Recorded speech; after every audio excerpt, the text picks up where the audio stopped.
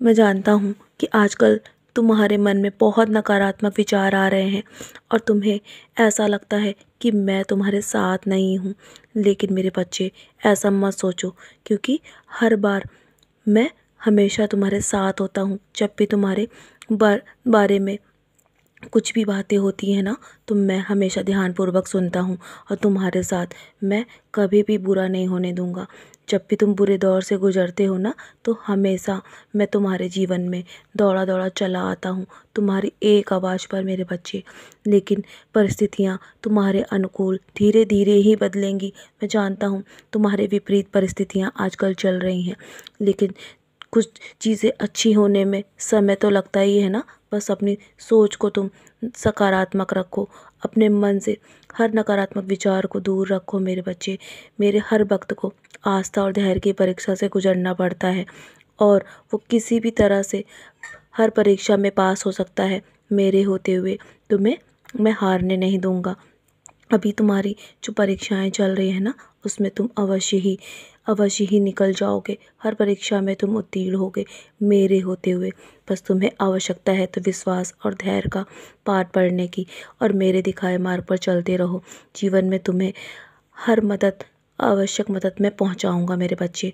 जब भी तुम्हें भविष्य में समस्याओं का सामना करना पड़ेगा ना, तो सिर्फ मेरे नाम का स्मरण करना।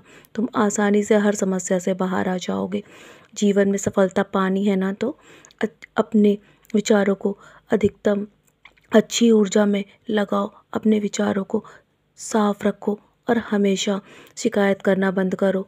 बजाय तुम्हें जो कुछ भी मिला है ना, उसका तुम शुक्राना करते रहो। कामयाबी तुम्हारे जीवन में तुम्हें बहुत जल्दी हासिल हो जाएगी, क्योंकि शिकायतें इंसान को कमज़ोर बना देती हैं। इसलिए मेरे बच्चे, तुम बस अपने सपनों को बड़े बड़े तरीके से देखो।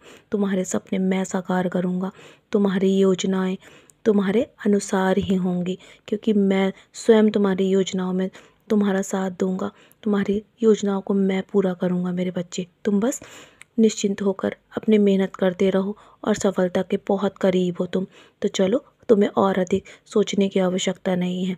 तुम्हारे सपने मैं स्वयं पूरे करने में तुम्हारी मदद करूंगा। तुम अपने लक्ष्य के बहुत करीब हो मेरे बच्चे। अब बहुत रात हो गई है ना, सोने की तैयारी करो। सोने से पहले मेरी विधि का सेवन अवश्य करना। जानता हूँ तुम्हारे मन में बहुत नकारात्मक विचार हैं, इसलिए जब तुम मेरी विधि का सेवन करोगे ना, तो हर नकारात्मक ऊर्जा तुमसे दूर हो जाएगी।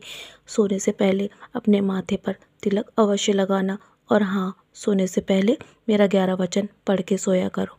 तुम्हारे मन को बहुत शांति प्राप्त होगी।